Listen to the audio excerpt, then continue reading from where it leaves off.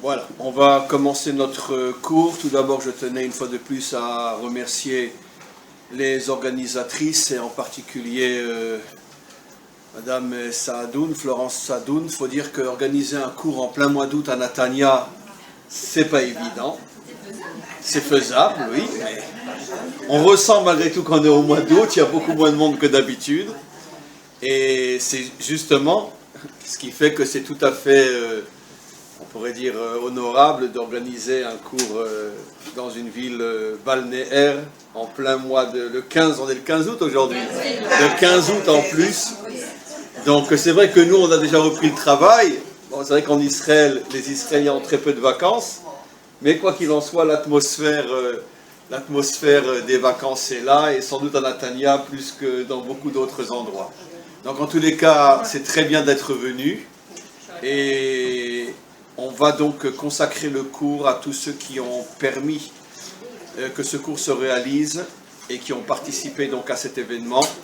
Et le cours sera pour l'élévation de l'âme de David ben Sarah, ainsi que pour celle de Isaac ben Esther, Feiga bat Chaya Sperber, Jonas ben Chene Zeller, Rachel bat Nuna, pour la Refoua Shelema de Chaya bat Miriam, Léa bat Miriam, Raphaël Chaviv Rachamim ben Stéphane Tzipora Odette, Chava bat Dvora, Yair ben Anias Chaya, Saada bat Kamra, Aaron ben Faraneli, Shmuel Eliezer ben Batsheva Véronique, et un Zivoug Agoun pour Aaron Moshe ben Esther Sarah, et Simcha bat Chamisha, et la Refoua Shelema pour tout l'âme Israël. Je parle de... Si on peut juste rappeler pour la rabbinite Elkriat qui a été hospitalisée en urgence. Et aussi donc pour eux. Donc c'est Pnina Yakot. Pnina Yakot. Bat Gracia. Bat Gracia. Voilà. Et dernière chose, rappelez que le séminaire porte le nom de Eliaou Chaim. Et bien sûr. Et le séminaire porte le nom de Eliaou Chaim Ben Rina Kouka. Et donc j'étais en train de rajouter aussi... Excusez-moi, j'aimerais ajouter parce que c'est Mascara cette semaine de Yosef Ben Genouna. Yosef Ben Genouna aussi. C'était votre mari qui était mon élève. Oui, aussi. Et donc, je disais donc, on demande aussi Refoua Shela pour tout l'âme Israël, pas une Refoua physique, mais une Refoua nafshit, que l'âme Israël retrouve son identité, retrouve son âme véritable, retrouve sa véritable grandeur, son véritable héroïsme, et qu'on arrive véritablement à tuer le mouton qui est en nous et dévoiler le lion qui arrivera à se faire respecter par tous les peuples. Et on est au mois d'Elul, bien sûr, le sujet qui a été choisi, c'est évident, c'est la Teshuvah. Et la raison pour laquelle c'est au mois de Elul qu'on parle plus que n'importe quelle période dans l'année de la Teshuvah, c'est parce que bien évidemment on termine l'année. Donc on est censé faire un bilan, finalement, qu'est-ce qu'on a réalisé, qu'est-ce qu'on a fait, et surtout qu'est-ce qu'on a mal fait, et aussi on se prépare à la nouvelle année. Mais en vérité, justement, c'est sur ce point que je voudrais revenir et rebondir. Pratiquement partout, presque partout, quand vous entendez un cours sur la Teshuvah, généralement on tourne toujours autour de la même notion. La Teshuvah, c'est-à-dire donc, selon l'explication que je vais donner, on devrait plus traduire par repentance ou réparation, comme en français, plutôt que la véritable traduction dont on ne parle pratiquement jamais, qui veut dire... Non oui, c'est pas mal ça. Teshuvah, ça veut dire réponse aussi. Mais avant, qu'est-ce que veut dire la chouve? Revenir. Ça veut dire revenir. Donc la vraie réponse, parce que je suis coincé avec ce que vous avez dit tellement c'est juste en vérité. La vraie traduction, la première, à part celle que Madame a rajoutée qui est profonde et juste, c'est revenir. Dans pratiquement toute la Torah, lorsqu'on utilise le mot la chouve, ça veut dire revenir. Comme on le verra dans quelques instants, Veshavta ad Hashem Elokecha, le grand célèbre verset qui parle de la Teshuvah, tu reviendras jusque vers Hachem ton Dieu. On l'expliquera un peu différemment tout à l'heure. Mais pour l'instant, on reste dans les grandes lignes. C'est vrai que vous avez rajouté, et c'est juste que le mot teshuva veut dire aussi apporter une réponse, mais c'est lié au retour. Parce qu'une vie sans réponse, une vie où on n'a que des questions, c'est justement ce qui fait qu'on s'éloigne et qu'on va n'importe où et qu'on commence à faire n'importe quoi. C'est précisément les réponses qui nous ramènent. Donc les deux sont liés. Mais pour l'instant, je reste dans la notion de retour. Mais quoi qu'il en soit, ce que j'étais en train de dire, c'est que je pense déjà avant moi et je pense aussi après moi, et on a tous un certain âge, donc les années qui ont précédé. Généralement, le discours classique, quand un rav, quand un enseignant parle de la teshuva, il présente la teshuva comme étant beaucoup plus ce que l'on pourrait traduire en français, le repentir et la réparation. C'est-à-dire donc demander pardon pour les fautes que l'on a commises et s'améliorer, s'engager à ne plus refauter et s'engager à faire le bien. C'est-à-dire donc la définition de la teshuva est très morale. Ça touche le domaine moral ou le domaine spirituel, dans la mesure où je dois améliorer ma cacheroute, je dois améliorer mon Shabbat, je dois améliorer tous les commandements divins. C'est déjà plus du spirituel que du moral, puisque quand je parle de moral, je parle de mauvais comportement. Quelqu'un qui ne mange pas kasher, on ne va pas dire qu'il est immoral. Il n'y a rien de amoral à manger du lapin. C'est très bon le lapin. Et donc, non, je ne vais pas le dire. On ne va pas dire que quelqu'un qui mange du lapin est un rachat. Quand même, ça serait honteux de parler comme ça, on n'est pas en Iran. Il faute par rapport à son devoir spirituel. Mais on ne peut pas appeler ça une faute morale. C'est clair, on est quand même au 21e siècle. Non, on va quand même évoluer un petit peu. De même, quelqu'un qui ne met pas les tefilines le matin, on ne va pas dire qu'il est rachat. Qu'à Dieu ne plaise. Un rachat, c'est quelqu'un qui met les tefilines mais qui triche dans les affaires. Ça, c'est un rachat. D'accord, qui monte une société de triche. Et même s'il a une grande barbe et qu'il met les tefilines tous les matins. Lui, c'est un super rachat. Même s'il mange les méadrines. D'accord. Mais quelqu'un qui mange du lapin au fromage, parce que simplement il n'a pas eu d'éducation.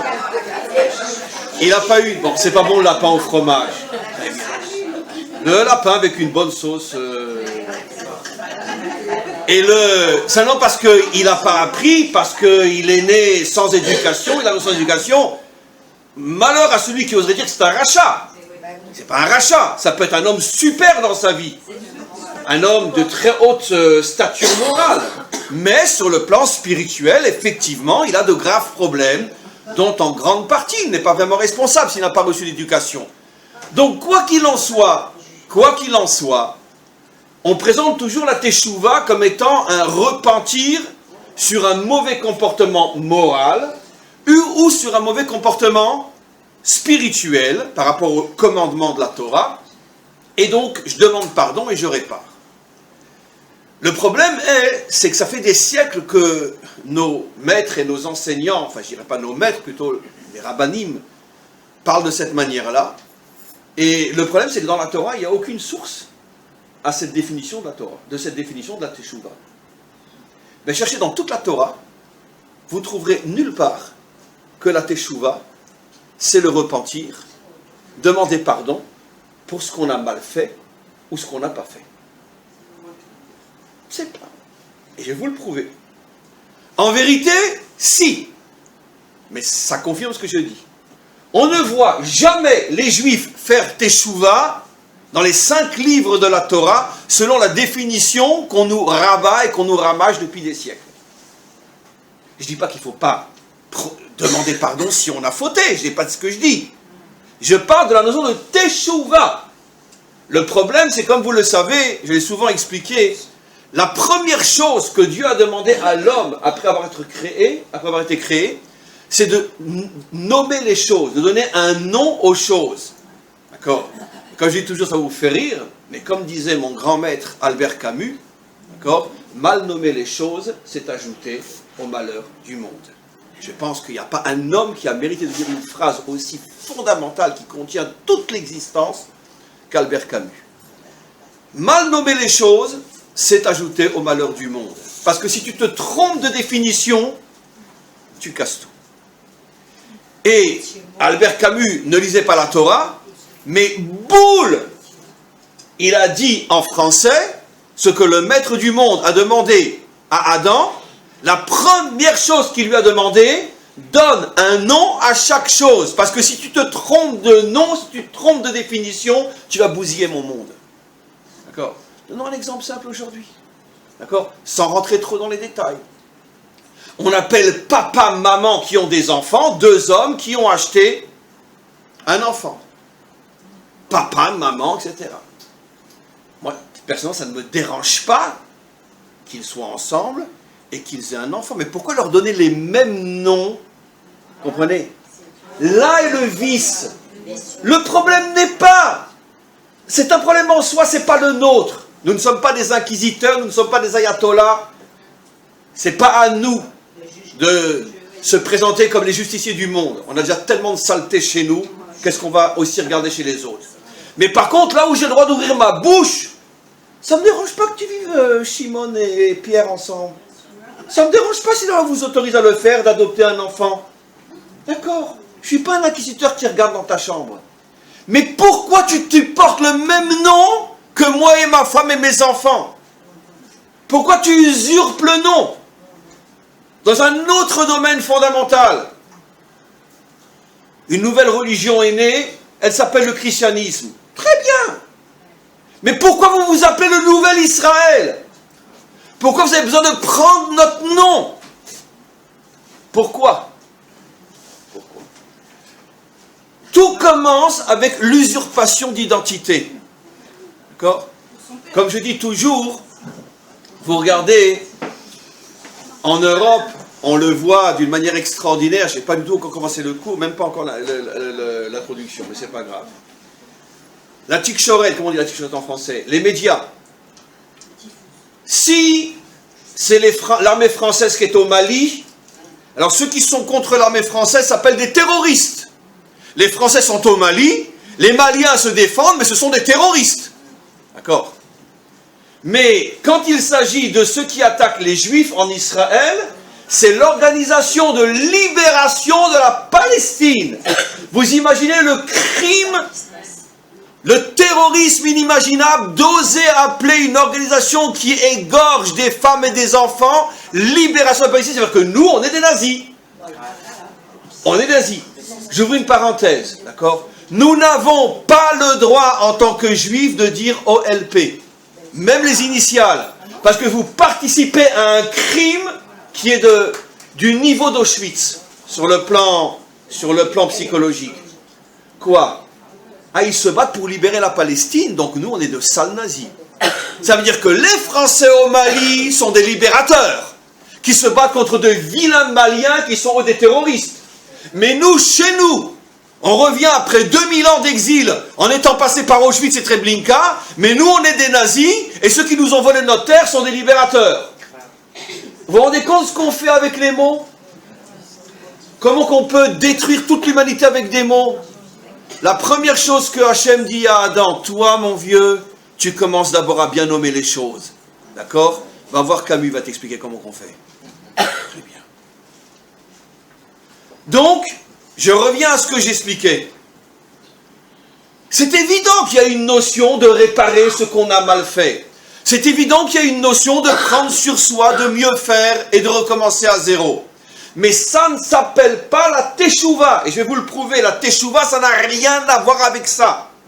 Et même si après mon cours, vous entendrez encore 10 autres qui vous diront que c'est ça la teshuva, ce n'est pas ça la teshuva. Je vais vous expliquer dans quelques instants ce que c'est la teshuva. Ça s'appelle, en hébreu, il y a un mot qui correspond au mot réparation en français. C'est comment on dit? Tikkun. Il y a un mot en hébreu, tikkun. Tikkun haolam, tikkun hanefesh, et aussi surtout tikkun klali chez Breslev. Et là, tikkun hamidot. Dans la noix du moussard. Tikkun hamidot. Tous les rabbanim qui sont dans cette mouvance-là parlent de tikkun hamidot. Mais on ne dit pas tshuvat hamidot. Tikkun hamidot, tikkun haolam, tikkun klali. C'est très clair ce que c'est le tikkun klali. Pour les fautes du brit, tikkun klali. Rabbi Nachman a bien choisi son mot. C'était un bon élève de Camus. il a appelé son livre Tikkun HaKlali et pas Teshuva HaKlalit, que ça n'a rien à voir avec la Teshuva. La Teshuva, c'est encore autre chose. Tikkun HaKlali. Et donc, malgré tout, les seuls cas, mes amis, dans toute la Torah, où on trouve des personnes qui demandent pardon pour ce qu'ils ont mal fait. Pardonne-moi mon Dieu, je recommencerai plus, je te promets, jusqu'à la semaine prochaine. Les seuls, pourquoi je dis jusqu'à la semaine prochaine, vous allez comprendre pourquoi. Les seuls, c'est pas des juifs. On ne voit jamais dans toute la Torah un juif demander pardon. Jamais. Les deux plus célèbres qui demandent pardon et qui s'excusent et qui veulent réparer, Avimelech et Pharaon. Avimelech, lorsqu'il prend la femme d'Abraham, et que pendant la nuit, Hachem vient, il dit, je vais te tuer. Oh, pardon, excuse-moi, je savais pas, il m'a dit que c'était sa sœur, et le lendemain, il lui rapporte, il la couvre d'argent, excuse-moi, vraiment, prie pour moi, vraiment, je regrette. Pharaon, pareil, quand il prend la femme d'Abraham, et surtout le grand aveu, 500 ans plus tard, quand pendant 210 ans, ils vont nous transformer en esclaves, et que les makotes vont commencer, qu'est-ce que va arriver au bout de je ne sais combien, je crois la 6 ou 7e maka, qu'est-ce que veut dire Pharaon? Hachem ha-tzadik v'ani ha-racha, je suis un racha, Hachem est un tzadik. L'aveu classique, on appelle le vidouille, d'accord? Et voilà, je laisse partir ton peuple. 1 heure après, là j'ai oublié bien sûr. Mais quoi qu'il en soit, on ne voit jamais dans toute la Torah un juif se comporter comme ça. Alors maintenant, ça veut dire quoi? Je dis pas que les juifs n'ont jamais fauté. Au contraire, dans les 5 livres de la Torah, ceux qui fautent le plus, c'est nous. C'est normal, parce qu'on parle que de nous. Très bien. Si on parlait que de Pharaon, on n'aurait jamais fauté. Mais quoi qu'il en soit, on parle que de nous. Mais la Torah ne cache pas qu'on est un peuple à la nuque raide. Mais dites-moi, après la faute du veau d'or, vous avez vu les Juifs demander pardon? C'est Moshe. Moshe prie pour que Hachem ne détruise pas Israël. Mais mince à l'heure, mais demandez pardon. Demande pas pardon. Après la faute des explorateurs, vous voyez les Juifs demander pardon? Non. Après la faute de Korah, ils demandent pardon. Après les 10 fautes dans le désert, ils demandent pardon. Il a vraiment la nuque raide, ce peuple. Ou alors, il est très chacham. Il est très chacham.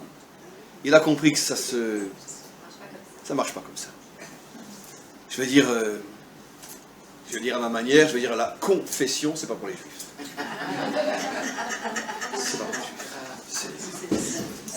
Pas pour nous, ça. Parce que si ce qui te fait revenir, c'est le sentiment que t'es un nul, ça marchera pas. On ne revient pas vers Hachem en se regardant comme un nul. Non, c'est tout le contraire comme on va voir. C'est tout le contraire.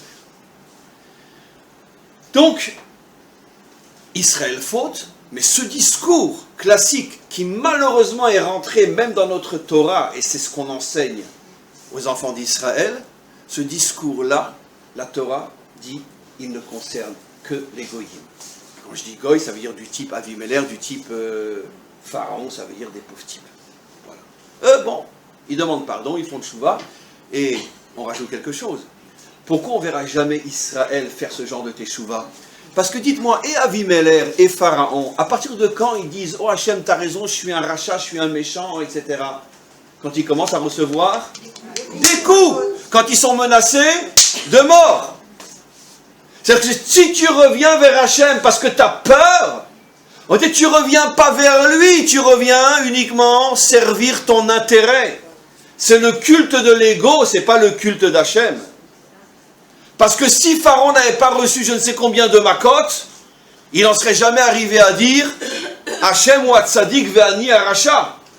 Si Avimelech n'avait pas entendu Hachem lui dire je vais te tuer si tu ne relâches pas cette femme, il n'aurait jamais demandé pardon.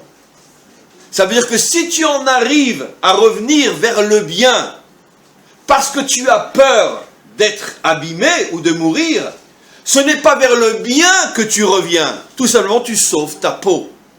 et tu restes dans le même problème du culte de l'ego, et le culte de l'ego reviendra au grand galop, et quand tu auras oublié que tu étais en danger hier, ton ego va reprendre le dessus, et tu recommenceras à faire les mêmes bêtises. Combien de fois Pharaon a dit que ça y est, il allait laisser partir les Juifs? Combien de fois il a dit? 10 fois. Et 10 fois, le lendemain, il revient sur sa décision. Voilà. En vérité, d'après notre tradition, il fera une vraie teshuva. Au moment de la traversée de la mer, comme on le sait, c'est le seul qui va être épargné. Et c'est lui dans la Shira qui dira « Mi chamocha ba'elim Hashem ». Mais regardez, à ce moment-là, nos maîtres nous disent « Il a fait teshuva ». À ce moment-là, il demande pardon. À ce moment-là, il dit « Je suis un moins que rien ». Non! Il reconnaît qu'Hachem est le plus fort de tous. Il n'est pas en train de dire « Je suis rien », il n'est pas en train de se confesser, il n'est pas en train de demander pardon. Non! Il reconnaît la grandeur d'Hachem. À ce moment-là, nos maîtres disent « Là, il a fait teshuva ». Là, il a tout compris. Ça, c'est la teshuva. Mais on va expliquer plus profondément. Donc, on vient de mettre en évidence, encore une fois, ne comprenez pas mal ce que je dis. Je ne dis pas qu'à Dieu ne plaise que quelqu'un qui a fauté ne doit pas demander pardon et pas réparer. Je ne dis pas que quelqu'un qui n'a pas fait ce qu'il devait faire ne doit pas prendre sur lui de commencer à bien faire. Je dis simplement que tout ça, ça doit être fait, mais n'appelons pas ces choses-là une teshuva. Et maintenant, on va rentrer dans le domaine de la teshuva. Qu'est-ce que c'est la teshuva? Alors, bien sûr, on va l'expliquer de manière profonde, mais en se servant malgré tout du pshat, en se servant bien sûr du texte.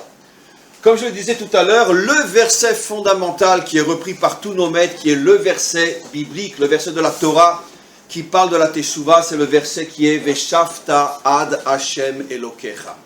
Tu reviendras jusque vers Hashem ton Dieu. Le problème, c'est que particulièrement ceux qui ne sont pas nés en Israël et dont l'hébreu n'est pas la langue maternelle, on a ce problème-là, c'est parce que nous, quand on voit ce verset-là, on traduit comme je viens de le faire, tu reviendras vers Dieu, et on oublie quelque chose d'essentiel. Comment on appelle Dieu dans notre langage? Dans toutes les langues. Hachem. Hachem, ça veut dire quoi? Le nom. Bon, essayons d'être un petit peu plus moderne dans notre explication. C'est quoi le nom? C'est l'identité. L'identité. Ben, le nom, c'est l'identité. Quand on vous demande votre carte d'identité, on vous demande savoir qui vous êtes. C'est pas seulement je m'appelle Chaim Dinovitch ou je m'appelle Sarah Intel. Le nom, c'est aussi mon métier. C'est aussi ma situation familiale. C'est tout ce qui construit mon identité. C'est ma religion, c'est ma nationalité, etc. Tout ça, c'est mon nom, c'est mon identité. D'accord. Maintenant, regardez. Veshafta d'Hashem Elokecha. Donc, en vérité, c'est vrai que la Torah écrite dit tu reviendras vers celui qu'on nomme Yudke Vavke, mais la tradition orale, qui, comme vous le savez, est plus importante encore que le texte écrit, puisque le judaïsme s'est construit sur la compréhension du texte écrit, c'est-à-dire ce qu'on appelle la Torah chez Béal Pé, et si quelqu'un veut comprendre et interpréter le texte écrit sans passer par les maîtres d'Israël, c'est comme s'il se mettait au volant d'une Ferrari sans avoir birlal le permis de conduire. C'est évident que le premier mur, il se le fait. C'est toutes les fausses religions qui sont sorties du judaïsme, le christianisme et autre chose, parce que justement ils ont refusé de suivre les explications des maîtres d'Israël, ainsi qu'à l'attention du peuple juif. Il y a eu durant toute notre histoire des sectes qui sont sorties, qui ont disparu, les Sadducéens, les Essénéens et je ne sais qui encore, Shabtai Tzvi, etc. C'est tous des gens qui étaient connectés à la Torah, mais sans les maîtres d'Israël. Ils ont tous disparu. Les seuls qui restent aujourd'hui, c'est nous. Parce que la Torah, elle n'existe qu'au niveau de la tradition des maîtres d'Israël. Donc eux ont décidé depuis des millénaires, quand on voit le Shem Havayé, on ne dit pas Dieu, on dit Hachem.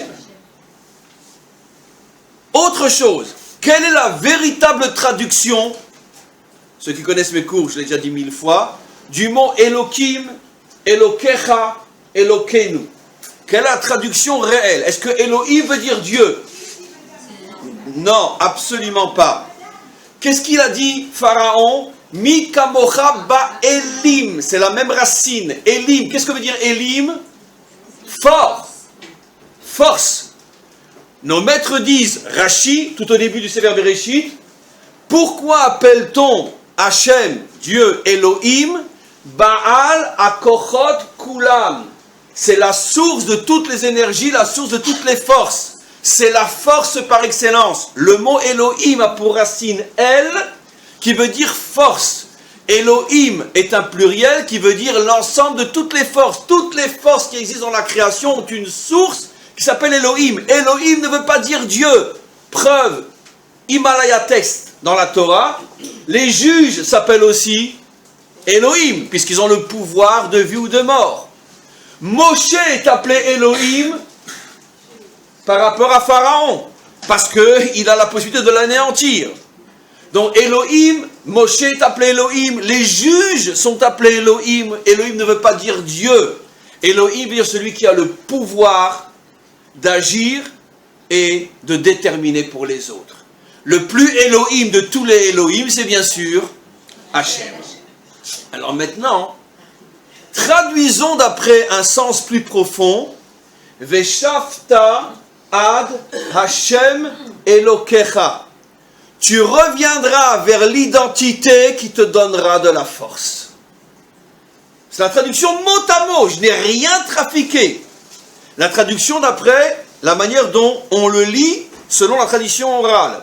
Veshafta had Hashem Elokecha, tu reviendras vers le nom, c'est-à-dire vers l'identité qui te remplira de force. Eh bien c'est ça la teshuva. Veshafta, tu reviendras vers l'identité qui te remplira de force. Question piège, on est encore loin d'avoir compris, mais petite question, c'est qui cette identité? Hachem, c'est l'identité, mais c'est qui? C'est Dieu. Si je dis Veshafta ad Hashem Elokecha, qui dit que c'est Dieu? C'est marrant, Noé avait un fils qu'il a appelé Shem, le nom. Parce qu'il était le porteur de l'identité humaine véritable. De lui est sorti Abraham, de lui est sorti le peuple juif. Hachem veut dire l'identité. Ce n'est pas forcément uniquement l'identité de Dieu. Dites-moi, quelle est la première parole qu'Hachem adresse à Abraham? Lech lecha, va vers toi. Tu dis à quelqu'un de 75 ans qui, depuis l'âge de 5 ans, d'après certains commentaires, n'a vécu que pour toi, tu lui dis va vers toi, mais je veux dire, ben non, tu n'es pas encore toi-même. Qui m'apporte la preuve qu'Abraham à 75 ans n'est pas encore lui-même? À quel âge il va devenir lui-même? Pourquoi à l'âge de 100 ans il va devenir lui-même? Parce qu'il va avoir la Brit Mila, et surtout parce qu'il va recevoir son vrai nom, sa véritable identité. Et si vous regardez Lech Lecha, ça a pour valeur numérique 100, 50, 50. Hachem lui dit, à l'âge de 100 ans, tu recevras ton véritable nom, tu seras véritablement toi-même. Pour l'instant, tu en as pour 25 ans à aller vers toi. Tu as 75 ans.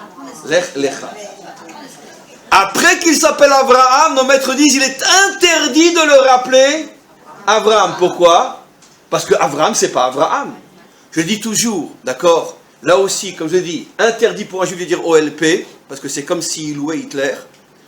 Ben oui, Organisation de la libération de la Palestine, d'accord. Et deuxième chose, il faut arrêter de dire que Ishmaël est notre cousin. Pourquoi? Parce que nous n'avons ni la même mère, ni le même père. Ah oui, parce que la mère d'Ishmaël, c'est Agar. Et le père d'Ishmaël, c'est Abraham. Le nom s'appelle Abraham. C'est pas le même.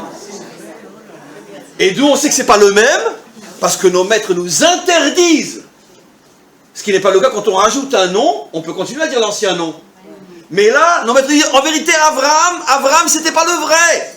C'était un déguisé qui portait en lui le vrai, et il a fallu attendre jusqu'à l'âge de 100 ans pour que le vrai se dévoile. Maintenant que le vrai se dévoile, tu vas rappeler l'ancien. Dans d'autres domaines, a-t-on le droit de rappeler à un vrai Baal Teshuvah ce qu'il a été? C'est une faute gigantesque. A-t-on le droit de rappeler à un vrai converti ce qu'il a été? Une faute gigantesque. Pourquoi? Pourquoi? Pas parce que, comme on l'expliquerait, je veux dire, au ras des pâquerettes, parce qu'on lui fait honte. Mais non! C'est parce que c'est faux ce que tu dis. La personne que tu as en face de toi, c'est pas celle. C'est pas le même. Donc c'est un crime de dire, tu te rappelles pas que tu vivais, que tu allais à l'église le dimanche matin quand tu avais 20 ans? Mais lui, il va te répondre, mais c'est pas moi qui a été à l'église quand j'avais 20 ans, ce n'est pas moi. Et il a raison, lui n'y a jamais été, parce qu'un vrai converti, c'est un être nouveau. Donc c'est pas que parce que tu le blesses uniquement, c'est parce que tu mens. Il n'a jamais été à l'église, cet homme qui est en face de toi. C'est pas lui. C'est ce que nos maîtres nous disent. Ger shemit gayer qui tinok shenolad. Le jour où il rentre au mikvé, c'est comme si c'était une naissance. Donc qu'est-ce que tu parles de l'église? C'est pas lui. Comprenez? Donc, pareil pour Abraham et Abraham, nos maîtres nous disent, on n'a pas le droit d'appeler Abraham parce que Abraham n'a jamais été Abraham. Donc ceux qui continuent à dire aujourd'hui Bnei Dodim, nos cousins, sont de triple idiots. On n'a ni la même mère, ni le même père. En quoi on est de la même famille? Comment? On n'a pas le même père. Le nôtre s'appelle Abraham, le sien il s'appelle Avram. C'est pas le même père. C'est pas des jeux de mots, c'est profondément vrai. On n'a aucun lien en commun. Aucun lien en commun. Donc maintenant je reviens à ce que j'explique. Veshavta ad Hashem Elokecha. On voit que Abraham, et on revient tout à l'heure sur Abraham, lui aussi ça lui a mis 100 ans pour savoir qui il était. 100 ans. Et pourtant, pendant 100 ans, depuis l'âge de 5 ans, même d'après Maïmonide, le Rambam qui dit qu'il a commencé à faire Teshuvah à l'âge de 20 ans, ça fait quand même 80 années. Pendant 80 années, il n'a fait que servir Hachem, qu'être prêt des milliers de fois à donner sa vie pour Hachem. Il a diffusé le nom d'Hachem dans le monde entier. Et Hachem lui dit, tu ne sais pas encore qui tu es, Lech Lecha. Tu n'as pas encore trouvé ta véritable identité. On va comprendre pourquoi dans quelques instants. Si on a le temps, on aura le temps. Veshavta ad Hashem Elokecha. J'explique. Sachez que dans chacun d'entre nous se cache notre être véritable, que la grande majorité d'entre nous ne connaissent pas, que la grande majorité d'entre nous passeront leur vie à ne même pas savoir qu'ils sont passés à côté de ce qu'ils étaient. Et c'est la raison des Gilgulim, on revient autant de fois jusqu'à ce que tu te trouves. Ah, c'est toi, je ne te connaissais pas, comment tu t'appelles? Très bien, absolument. Voilà, on va y arriver, on va y arriver. Et donc, la Teshuvah, c'est Lech Lecha. Reviens vers toi. Retrouve ton nom. Si vous me posez la question, mais attends, là c'est un peu trafiqué, parce que tout le monde sait que dans le verset, on parle de Dieu, on ne parle pas de revenir vers l'homme. Mais non. Mais non. On peut faire un peu de Kabbalah pendant 5 minutes? Oui. Vous me suivez? Oui. Vous étiez fort en maths? Oui. Allez bien. Alors, c'est un juif qui n'est pas fort en maths, c'est pas un juif. Très bien. Alors, on y va. On continue. Vous savez que dans la Kabbalah, on nous explique, et ça vous allez comprendre, parce que quand même, on est en Israël, l'hébreu est une langue particulière, unique au monde, où chaque lettre peut se décomposer en plusieurs lettres. Le Yud, quand on l'écrit en toutes lettres, c'est Yud, Vav, Dalet. Le Lamed, quand on l'écrit en toutes lettres, c'est Lamed, Mem, Dalet. Ce qui veut dire que dans le Yud, on a rajouté 2 lettres, un Vav et un Dalet. Dans le Lamed, on a rajouté 2 lettres, Mem, Dalet, qui sont contenues dans la première lettre, qui est la seule qu'on écrit quand on écrit. Mais quand j'écris par exemple M, maman, d'accord, j'écris un Aleph et un Mem, mais en vérité, si j'écrivais M, la mère en toutes lettres, j'écrirais Aleph, Aleph, Lamed, P, Mem, j'écrirais Mem, Aleph, Mem. Il y en a qui disent Mem, Mem, Mem, Aleph, Mem, donc je rajoute plein de lettres. Bon, on n'écrit pas comme ça. Mais en vérité, vous vous rendez compte que l'écriture, c'est une écriture raccourcie en vérité. Parce qu'on n'écrit que la première lettre de chaque lettre. C'est unique. Aucune autre langue n'a ce que j'explique. Aucune. Je me suis renseigné, ni le chinois, ni le japonais, etc. Les langues occidentales, on les connaît, c'est que non pas ça. C'est la seule langue où chaque lettre contient les autres lettres. On va arriver au nom de Dieu maintenant. Un Yud, un He, un Vav et un E. Écrivons le nom de Dieu en toutes lettres. Yud, on va rajouter 2 lettres qui sont Vav, Dalet. He, ça c'est la tradition, on rajoute une lettre qui est Aleph. Le He en toutes lettres se dit He Aleph. Le Vav en toutes lettres s'écrit Vav, Aleph, Vav. Vav, Vav, on sent qu'il y a deux Vav, mais entre les deux Vav, on rajoute un Aleph. Et le dernier He Aleph. Quelle est la valeur numérique de toutes les lettres une fois que le nom divin est complètement apparu? 45. 45 est la valeur numérique de quel autre nom très célèbre? Adam. Adam. Ce qui veut dire que quand tu trouves Dieu, tu trouves l'homme. Quand tu trouves l'homme, tu trouves Dieu. C'est pour ça que quand je vous ai dit Veshavta ad Hashem Elokecha, si tu reviens vers Hashem, tu reviens vers toi. Si tu te trouves toi, tu trouveras Hashem. Écoutez la définition. Tout homme, toute femme sur terre qui ne sont pas croyants, je vous l'affirme, c'est scientifique, plus scientifique que la science. C'est forcément quelqu'un qui est mal dans sa peau. Maintenant, évidemment, il va vous faire le grand jeu. Mais je vous assure, les athées sont ratés. Attention, je ne définis pas un croyant par sa barbe, sa kippa, son chapeau ou ses cheveux couverts, car Dieu ne plaise. Parce qu'on peut très bien ouvrir un magasin pour religieuses avec des mannequins qui ont la tête couverte. Ce ne sont que des mannequins. C'est bien sûr pas de ça qu'on parle. Mais un vrai croyant, et c'est ce qu'on est en train d'expliquer dans ce cours, d'accord, est forcément quelqu'un qui a une joie de vivre inimaginable. Un non-croyant ou un faux croyant sont des gens qui sont en eux-mêmes extrêmement malheureux, cassés, brisés, détruits. Pourquoi? Parce qu'ils ne savent pas qui ils sont.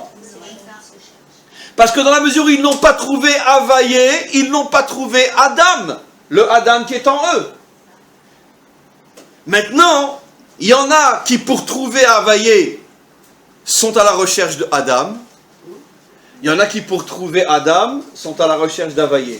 Ils finissent par se retrouver. J'explique. Un vrai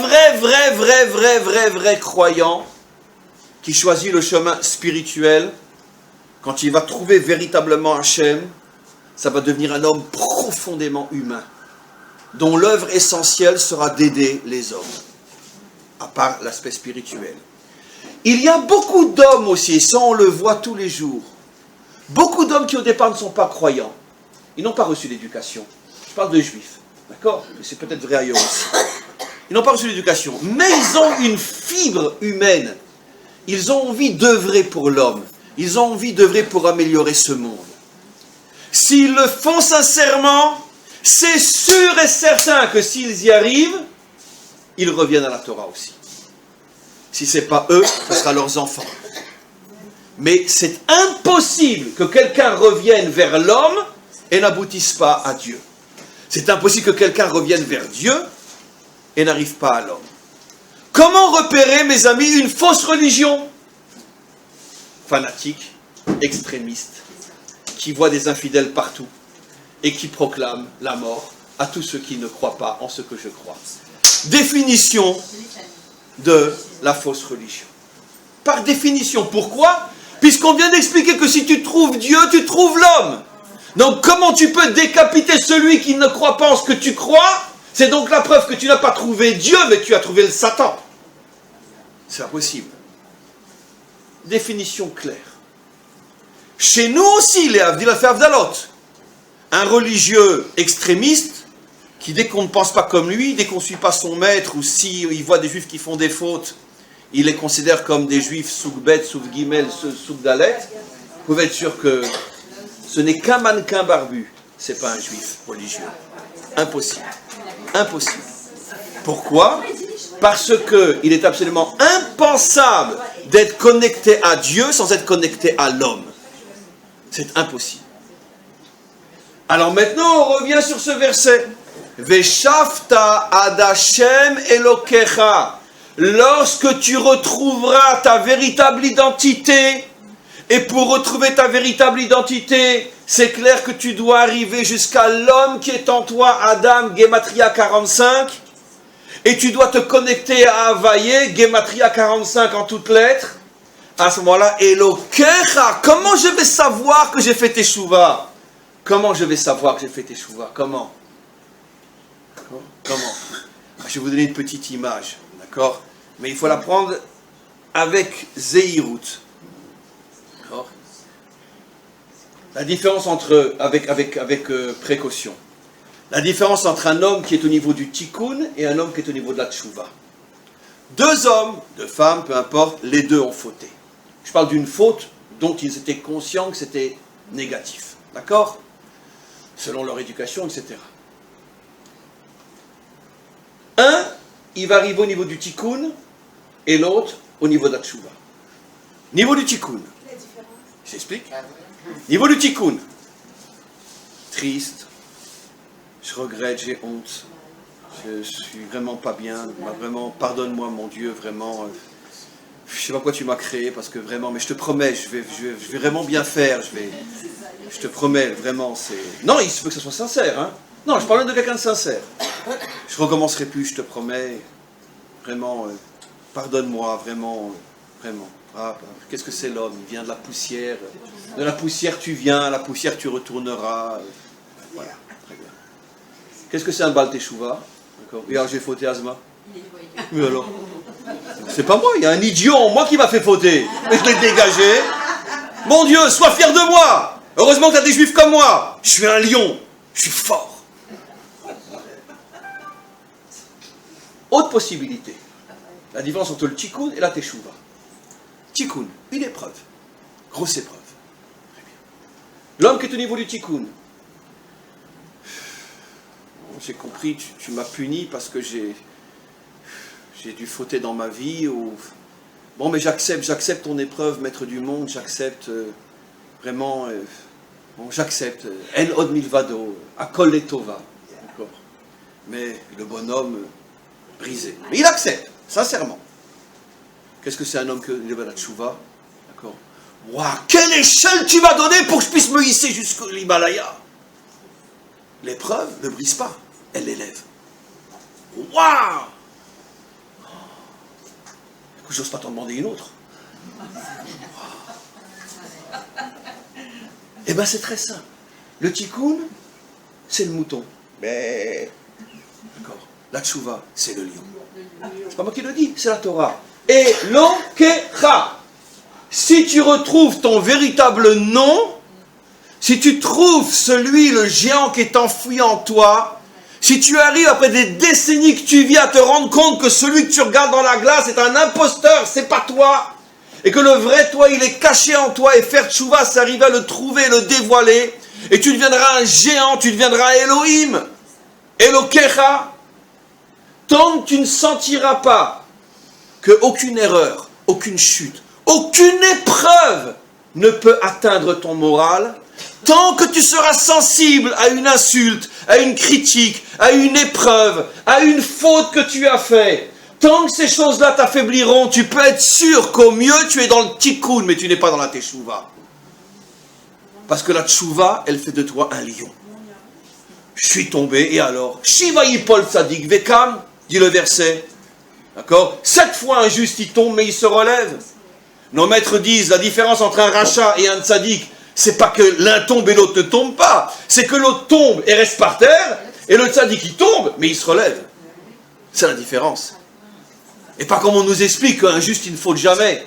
C'est quoi ces sornettes-là? Moshe il n'a pas fauté, David n'a pas fauté, Shlomo il n'a pas fauté, 1000 fois il a fauté. Ça veut dire quoi? Non. Il tombe, mais il se relève. Le rachat, il tombe, il reste par terre. Pareil pour une épreuve. Pareil pour une critique. Pareil pour une insulte. Pareil pour tout ce qui me dérange dans la vie. Si je suis un vrai Baal Teshuvah, rien ne m'atteint. Pourquoi? Parce que je suis un lion. C'est quand même incroyable que le seul personnage biblique au sujet duquel il est dit Ikim Oula Shel Teshuvah, il a monté un empire de Teshuvah. Sur qui on dit qu'il a monté un empire de Teshuvah? Sur quel? C'est pas le personnage de la Torah, c'est un personnage du Tanakh, très célèbre, sur qui on dit qu'il a monté Oulo Shel Teshuvah, pardon, un empire de Teshuvah, une aliyah de Teshuvah. Comment? Non, je parle dans la Bible, c'est-à-dire dans le Tanakh. Rabbi Akiva, c'est déjà le Talmud. Un personnage du Tanakh, sur lequel on dit qu'il est le symbole de la Teshuvah. Rabbi Akiva, c'est pas la Torah, c'est le Talmud. David Ameler. Et comme par hasard, David Améler, c'est quoi l'animal qui le représente? Le lion. D'accord. Après qu'il ait fauté avec Bathsheba, comme on le sait, David Améler avait énormément d'ennemis. Il n'avait d'ailleurs que des ennemis. Il n'avait pas d'amis. Parce qu'il était justement un homme, un vrai. Et un homme, un vrai, ne peut avoir que des ennemis. Pourquoi? Parce qu'il dérange. Il dérange parce qu'il bouscule tout le monde. Il dérange. Très bien. Et donc tous ses ennemis attendaient le jour où il va déraper sur une banane et on pourra le... C'est arrivé. Vous savez pourquoi c'est arrivé? Parce qu'un jour, David Améler, il a dit à Hachem, je ne comprends pas, pourquoi on commence la tefila, on dit Eloké Abraham, Eloké Yitzhak, Eloké Yaakov, pourquoi on dirait pas aussi Eloké David? Ah, ça c'est beau, ça, vous imaginez le culot? Mais ça c'est un homme, c'est un vrai, ça. C'est un mensch comme on dit chez nous. C'est un Gever. Il dit à Hachem, pourquoi on ne dit pas Eloké David? Mais moi je suis un grand, moi.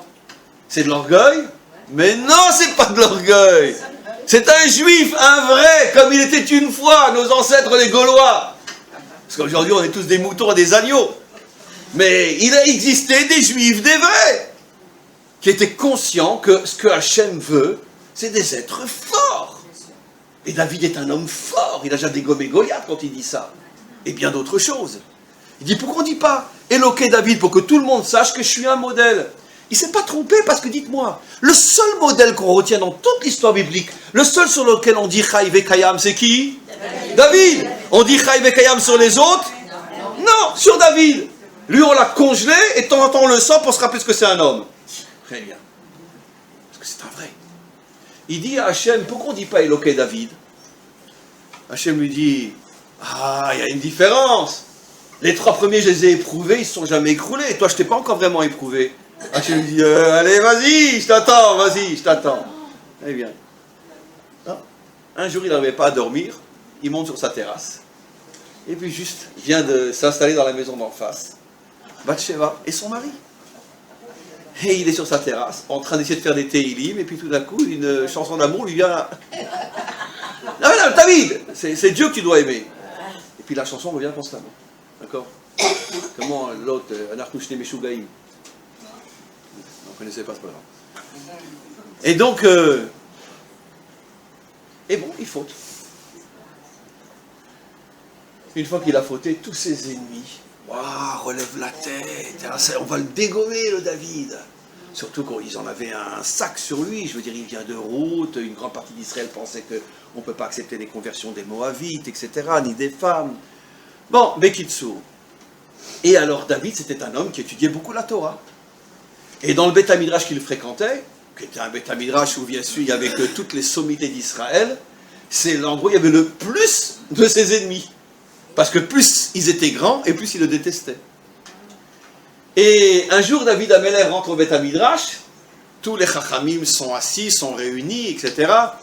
Et ils disent, David, devant tout le monde, rappelle-nous, dis-moi, un homme qui va avec une femme mariée, c'est quoi son jugement? David dira plus tard, d'accord, un miracle que je ne suis pas mort à ce moment-là. Mon sang a arrêté de couler dans mes veines. C'est la raison révénomètre pour laquelle il a fini par mourir de froid. Vous connaissez tous l'histoire qu'il est mort de froid. Il a tellement été humilié. Il est mort de froid, c'est-à-dire que son cœur a arrêté de le chauffer. On a tout essayé pour le chauffer, il est mort de froid. Pourquoi? Il a subi tellement de honte, tellement d'humiliation. Vous imaginez, le roi d'Israël rentre dans un Beth Midrash, il y a 200 Talmidei Hakamim.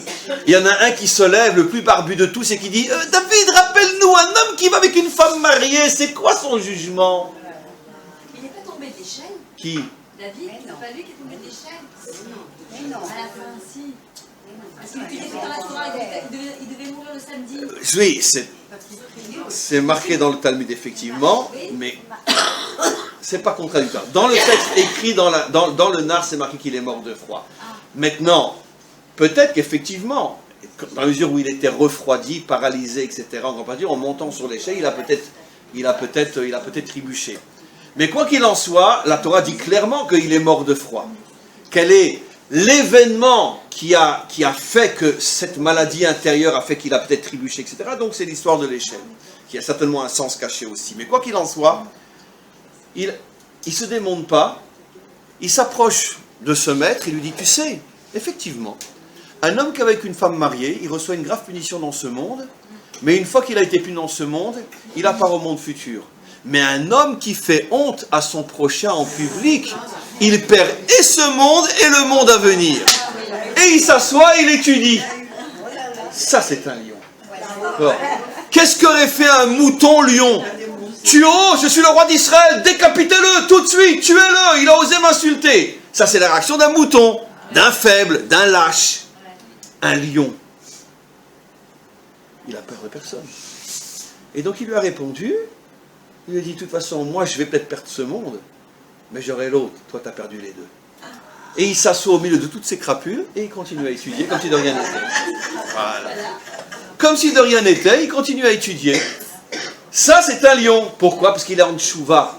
Rien ne l'affecte, dans le sens que tout d'un coup il va perdre le contrôle de lui, il en est mort, c'est vrai, mais ça n'a pas atteint ses midotes, ça n'a pas atteint son office, son psychisme.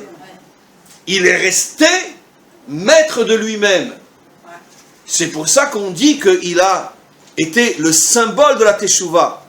La teshuva, c'est la force. C'est pas le sentiment de culpabilité, très souvent qui nous ronge de l'intérieur, avec un problème avec un voisin, problème avec les enfants, problème avec son mari, problème avec sa femme, problème avec tout le monde, problème avec le bon Dieu. On est toujours en train de se dire, ouais, je suis fautif, je suis fautif, je suis fautif. On sait que 2000 ans passés en galoute de Édom, ça nous a drôlement esquinté, parce que c'est leur religion, toujours de voir l'homme comme étant fautif de tout. D'accord? C'est pour ça qu'il y en a un qui est mort pour tout le monde. Mais le juif, c'est tout le contraire. Ah, très bien, alors j'ai fauté Asma, je suis un homme. T'as déjà vu un homme qui faute pas, toi? Mais je vais pas me démonter pour autant. Je suis fort. Je continue. Je suis tombé, je me relève, je continue.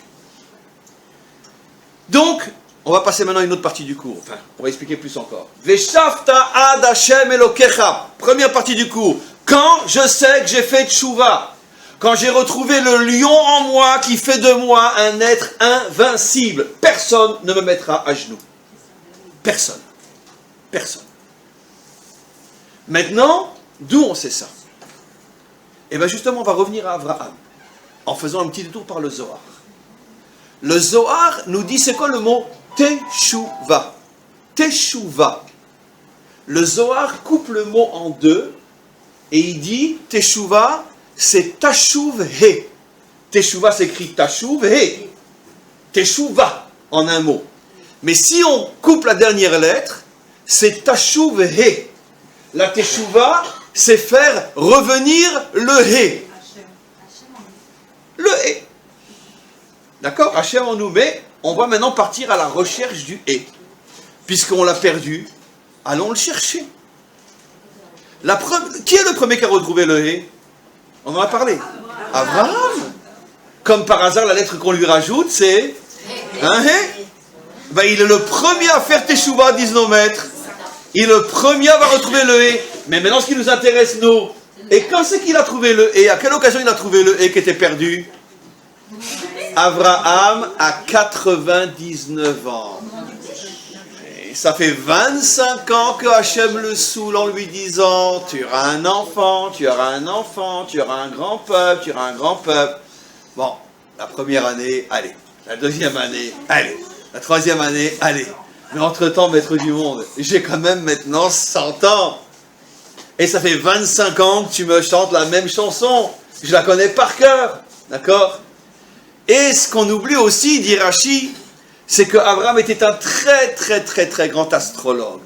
Le plus grand connaisseur des astres et des étoiles dans sa génération. Et il avait vu qu'Abraham et Sarai, dans les astres, c'est marqué qu'ils ne peuvent pas avoir d'enfants, c'est impossible. Impossible.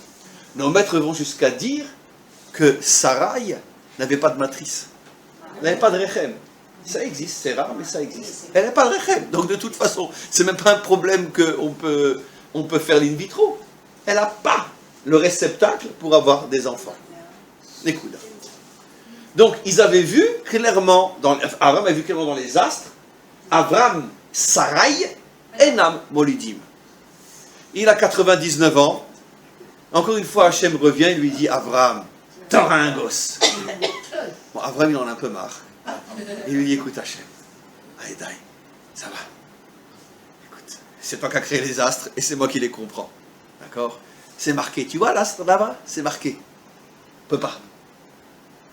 Qu'est-ce que dit Hachem? Il dit, Vayotse oto achutsa. Il le sort dehors de sa tente, car la rencontre avait été dans sa tente. Et il lui dit, Avet Hashamaima usfor akochavim kach iye zaracha. Il lui dit, je traduis d'abord en français, après en hébreu, c'est le vrai sens, regarde le ciel, compte les étoiles, ainsi sera ta descendance. Nos maîtres font remarquer, mais seul un hébraïsant peut le comprendre, qu'il y a une erreur grammaticale dans le verset. Parce que si Abraham est en bas et regarde les étoiles vers le haut, on ne dit pas Avet, on dit Uré. Avata, c'est du haut vers le bas, en hébreu. Quand tu anima vite, ça veut dire que je suis au-dessus de ce que je vois. Aniroé, même quand je regarde ce qui est au-dessus de moi. Comment Hachem peut dire à Abraham, Havet Hashamaima, alors qu'il est censé être sur terre et il lève la tête vers le ciel? Nos maîtres répondent, alors bien sûr c'est une métaphore, mais c'est vrai. Hachem l'a élevé au-dessus des étoiles, au-dessus des astres. Il lui a dit, c'est vrai. Maintenant regarde les astres. Avet Hashamaima, regarde les astres dont tu es au-dessus. Je t'ai mis au-dessus de la nature. C'est ça au-dessus des astres, au-dessus de la nature. C'est vrai que les astres disent Avram est nomolide, Sarai est nomolida. Mais je vais rajouter un hé à ton nom et au sien, Avraham, Sarah, Ve'atem molidim. Parce que les étoiles ne parlent que d'Avram et de Sarai. Ils ne parlent pas d'Avraham et de Sarah. Je vous donne à chacun un hé. Vous êtes au-dessus de la nature et vous pourrez enfanter. Qu'est-ce qu'on comprend de ce texte alors qu'on pourrait parler pendant des millénaires sur ce texte-là? Que le hé représente la force qui nous élève au-dessus de la nature. Dans quelques secondes, vous saurez pourquoi. J'ai encore combien de temps après? Dans quelques minutes, vous saurez pourquoi. Pourquoi le hé représente cette force qui nous élève au-dessus de la nature, qui fait donc de nous des lions. Que rien dans ce monde ne puisse nous mettre à genoux. Et même si Sarai n'a pas de matrice, Sarah enfantera, et même sans matrice. Parce qu'au-dessus de la nature, tout est possible. Très bien. Et en plus, elle est redevenue jeune comme si elle avait 20 ans. À 90 ans. Donc, ça c'est le hé. Très bien. Maintenant, il y a juste un petit problème. C'est que le hé, c'est pas là qu'on le trouve pour la première fois. La première fois que le hé est mis en évidence dans la Torah, c'est dans le récit de la création. Avant, bien avant Abraham. Il est dit, Hele toldot hashamaim va'aretz behe baram. Le verset, le mot behe baram, qui veut dire behi baram, voici l'histoire du monde depuis leur création, behi baram, c'est une forme grammaticale un peu complexe, behi baram, mais dans le verset, dans tous les livres de Torah, dans tous les manuscrits depuis 4000 ans, dans ce verset-là, le hé est écrit en grand. En grand. Il dépasse complètement le mot. Il y a quelques lettres qui sont écrites en grand ou en tout petit par rapport aux autres lettres dans la Torah. À chaque fois, ça a un sens inimaginable. Et là, le hé est écrit en très grand. Et nos maîtres nous disent, c'est pour que tu puisses lire d'une autre manière, Behe Baram. La création tout entière a été créée avec la lettre hé. Pour te faire comprendre, et on verra pourquoi, que la lettre hé est la lettre qui symbolise l'ensemble des forces créatrices. Mais là, nos maîtres posent une question évidente, à laquelle on a indirectement déjà répondu. Ils disent, mais il y a une contradiction. D'un côté, le hé a été donné à Abraham pour nous faire comprendre que le hé représente des forces qui sont au-dessus de la nature. Et d'un autre côté, dès le début de la Torah, on nous dit que le hé représente l'ensemble des forces qui ont créé le monde naturel. Puisqu'on parle de ce monde. Alors le hé représente le monde naturel ou le monde surnaturel? Et nos maîtres répondent, le hé représente la surnature qui se cache dans la nature. Le hé représente le vrai juif qui se cache dans le faux. Le hé représente le lion qui se cache dans le mouton. Le problème que nous avons, nous les rabbins, ça va vous faire rire, c'est que si le peuple juif fait Teshuvah, on n'a plus de Parnassa. Parce que, de quoi vient un rabbin? Eh bien, monsieur le rabbin, j'ai un problème avec ma femme. Monsieur le rabbin, j'ai un problème avec mon mari. Monsieur le rabbin, j'ai un problème avec mes enfants. Monsieur le rabbin, ça me gratte ici. Monsieur le rabbin, ça me gratte là. Monsieur le rabbin, etc. Ça veut dire qu'heureusement qu'il y a des rabbins pour qu'on puisse leur raconter tout ce qui va mal. Mais le jour où les gens vont m'écouter, qui vont faire Teshuvah, leur métier de rabbin, c'est fini. Ça va très bien avec ma femme, ça va très bien avec mon mari, ça va très bien avec tout le monde, j'ai pas de problème, tout va très bien. À quoi ils servent les rabbins? Ben oui. Pourquoi avoir un tzaddik? Pour recevoir une bracha, pour recevoir une prière, etc. C'est tous les petits moutons qui vont chez le tzaddik. Bien sûr. Mais le jour où Israël va devenir des lions, eh ben, c'est fini.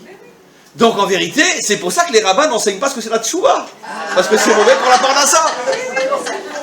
C'est très mauvais pour la parnassa. Vous comprenez? C'est très mauvais pour la parnassa. D'ailleurs, comme les rabbins, pendant toute la période où Hachem nous montrait qu'il fallait revenir sur notre terre, ils étaient tous à dire non, non, non, non, non, non, on ne suit pas les sionistes, on ne suit pas, etc. Pourquoi? Parce que, je veux dire, sauf être rabbin de communauté, c'est la parnassa. Si les communautés montent en Israël, de quoi ils vont vivre? Ils n'avaient pas envie d'aller labourer, de défricher les marécages. Très bien. Donc c'est plus facile de dire que Herzl, c'était un petit Autrichien qui ne connaît pas la Torah, et donc on ne va pas le suivre. Évidemment. C'est mauvais pour la parnassa. Bon, je termine, il y a un peu d'humour à la... Bon, mais il y a un peu de vrai aussi. Quoi qu'il en soit, comment? On va se faire lyncher, oui. Moi, ça fait longtemps qu'ils ont déjà la potence, la cause, attends juste que je vienne. Mais quoi qu'il en soit, c'est pas grave. On a l'habitude. Quoi qu'il en soit, on continue.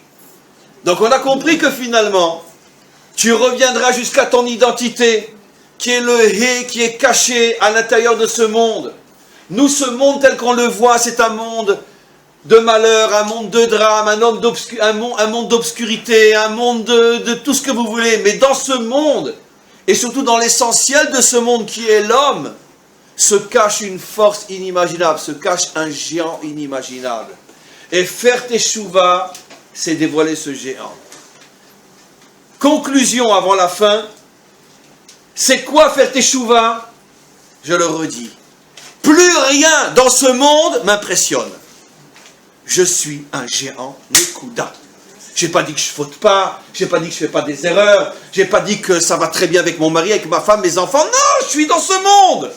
Mais ce monde ne me met pas à genoux. Très bien. Ça, c'est la véritable Teshuvah. Maintenant, je termine et je conclus. Pourquoi la lettre E? Il y a un mystère d'une simplicité extraordinaire. Le E, c'est quoi? C'est en vérité 3 murs avec une petite ouverture, mais 3 murs presque fermés, et tout est ouvert en bas. La lettre He, disent nos maîtres, ressemble à la lettre Chet. Chet qui veut dire aussi faute. La lettre Chet, elle est entièrement fermée. La lettre He, elle est un petit peu ouverte sur le côté. Ça veut dire quoi? On vit constamment dans ce monde des situations où on sent que c'est bloqué de tous les côtés. Et le seul endroit qui est ouvert, c'est sous mes pieds, je vais m'écrouler. C'est dans le Talmud, ça. Le Chet représente cette situation que l'on connaît tous. J'ai tout essayé avec ma femme, j'ai tout essayé avec mon mari, j'ai plus d'autre solution, le divorce. Le sol qui s'ouvre sous nos pieds. J'ai tout essayé avec mes enfants, j'ai tout essayé avec mes parents, j'ai tout essayé avec mon patron, j'ai tout essayé avec moi. J'ai tout essayé. Il n'y a pas de solution. Je m'écroule, je me laisse aller. Je tombe. C'est quoi le « et » ? Le « et », c'est cette conviction que dans chaque situation de l'existence qui a l'air de se présenter comme un chet, si tu lèves les yeux, tu trouveras que dans chaque obscurité, il y a une lucarne qui te permet de t'en sortir. Trouve-la. C'est ça le « et ». Il n'y a pas de chet, il n'y a que du « et ». Il n'y a pas de situation dans ce monde sans solution. Et là, on rejoint votre magnifique remarque du début du cours. Teshuvah, c'est la réponse. il n'y a pas de situation sans solution. Même quand tu te trouves dans une situation où tu as l'impression que tout est fermé, je regarde vers le haut, c'est bloqué, à droite c'est bloqué, à gauche c'est bloqué. Il n'y a que en bas que c'est ouvert, je m'écroule. Non, regarde bien. Tu vois pas que sur le côté, il y a une petite ouverture qui fait la différence entre le chet et le hé. Tu peux t'en sortir. Tu peux trouver cette lumière, cette fenêtre qui va te permettre de t'élever. Parce que comme par hasard, cette ouverture, elle est en haut. Élève-toi. Ne reste pas coincé à l'intérieur de ton problème. Je rapporte souvent cette histoire extraordinaire. Après, je rapporterai une autre, hier, que j'ai vécue pas plus tard que hier. Mais une histoire qui est très célèbre. C'est après la Shoah, comme on le sait, des milliers et des milliers de rescapés de la Shoah envoient des lettres au Rabbi Lubavitch pour leur expliquer ce qui leur est arrivé et comment ils vont s'en sortir. Et il y a une lettre très célèbre dans Igrot Kodesh, je ne me rappelle pas le numéro, mais on peut la retrouver, où quelqu'un qui vient de sortir des camps énumère tout ce qu'il vient de traverser. Il y a 50 pages. Et encore, c'est peu pour quelqu'un qui vient de traverser la Shoah. Et il demande au Rabbi de l'aide. Le Rabbi donne une réponse qui, d'un côté, est d'un culot et d'un courage inimaginable, mais elle a sauvé littéralement le bonhomme. Il lui répond. Parce que le Rabbi aussi a traversé de grosses choses. Il a failli aussi y passer. Il était recherché par la Gestapo à Nice, etc. Et il a lui aussi perdu énormément de... Il n'a jamais revu son père depuis l'âge de 18 ans pratiquement. Et il a aussi traversé des choses. C'est vrai que pas comme la Shoah, mais en tout cas, il n'a pas eu d'enfant toute sa vie, etc. Donc, il souffrait aussi beaucoup sur le plan physique. Il avait pas mal de maladies cachées qui ne l'ont pas empêché de vivre jusqu'à très longtemps, mais c'était pas une vie évidente comme on pourrait croire quand on voit son grand sourire, etc. Parce que c'est un homme qui savait justement surmonter tout ça. Mais peu importe. Il lui répond dans cette lettre, il lui dit, écoutez, cher monsieur, j'ai lu avec beaucoup de tristesse le détail de tous vos problèmes. Et il lui répond, écoutez, mais je vais vous dire, moi, je suis tellement occupé à essayer de faire du bien autour de moi, que sincèrement, je ne sais pas d'où vous avez trouvé le temps de détailler tous vos problèmes. Moi, j'ai pas le temps. J'ai pas le temps de prendre conscience de tous mes problèmes. Je suis trop occupé à m'occuper des autres. Quelle réponse! C'est du culot. Pour un type qui sort d'Auschwitz, c'est du culot. Mais ça l'a sauvé littéralement, parce que qu'est-ce qu'il a compris, le bonhomme? C'est qu'il ne faut pas rester dans le chet, ne reste pas coincé dans ton problème. Et j'ai pas ci, et j'ai pas ça, et on m'a pris ci, et on m'a pris ça, et pourquoi. Arrête, lève les yeux, élève-toi. Transforme le chet en hé. Trouve l'ouverture vers le monde, vers l'extérieur. Occupe-toi des autres. Reconstruis-toi.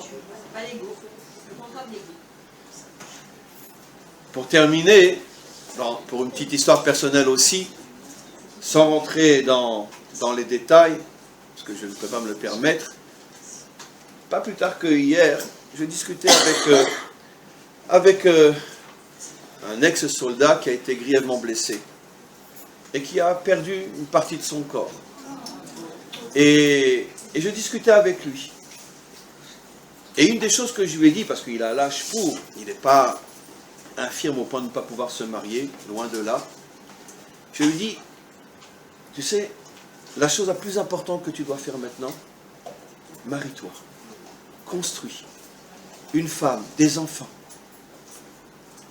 Et lui, d'une certaine manière, était dans une situation psychologique où il pensait tout le contraire. J'ai tellement à m'occuper de moi, ma convalescence, me retrouver le fonctionnement de mon corps, etc. J'ai le temps, moi, de m'occuper d'une femme et des enfants. Et je vais expliquer justement, en m'appuyant surtout sur cette lettre, qui est une des clés de ma vie, de cette lettre que je connais depuis longtemps, que la meilleure manière d'échapper à ces problèmes, c'est de s'investir dans autre chose que soi-même. Voilà. Marie-toi, investis dans quelque chose. Parce que tant que tu es seul, évidemment que dans l'état dans lequel tu es, tu ne vas penser qu'à toi et personne ne peut t'aider. Sors de toi. C'est ça, transformer le chet en hé. C'est ça la véritable teshuva. Mais Ezrat Hashem, qu'on soit zoché de dégager le mouton qui enferme le lion qui est à l'intérieur de nous, qu'on devienne de véritables lions, Ezrat Hashem, et que finalement que tous les rabbins soient au chômage, il n'y ait plus de problème de couple, plus de problème de chinour, plus de problème de santé. C'est la fin du rabbinat, on est tous des lions.